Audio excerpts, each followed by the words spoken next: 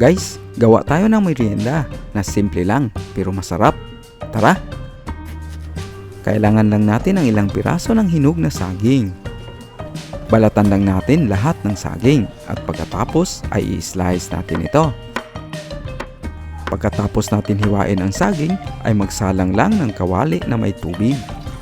Buksan na natin ang apoy at ilagay na natin ang sugar dito sa tubig.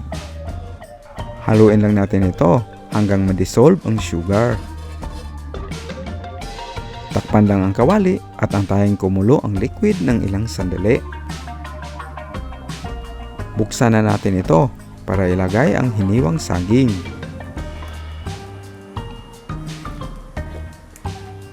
Takpan lang natin para lutuin ang saging ng ilang minuto.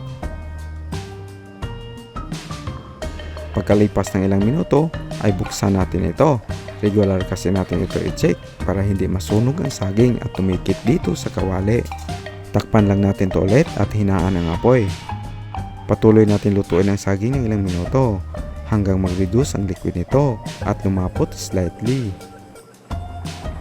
Pagkalipas ng ilang minuto ay binuksan na natin at ito nagsimula na nag-caramelize ang sugar.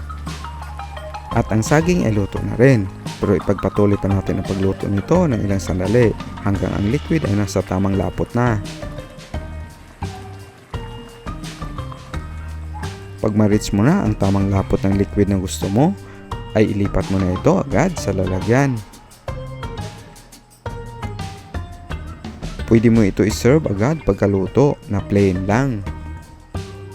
Pero masarap ito kainin pag malamig na with fresh milk. Or pwede mo ito itopping sa halo-halo. Napakasarap nito.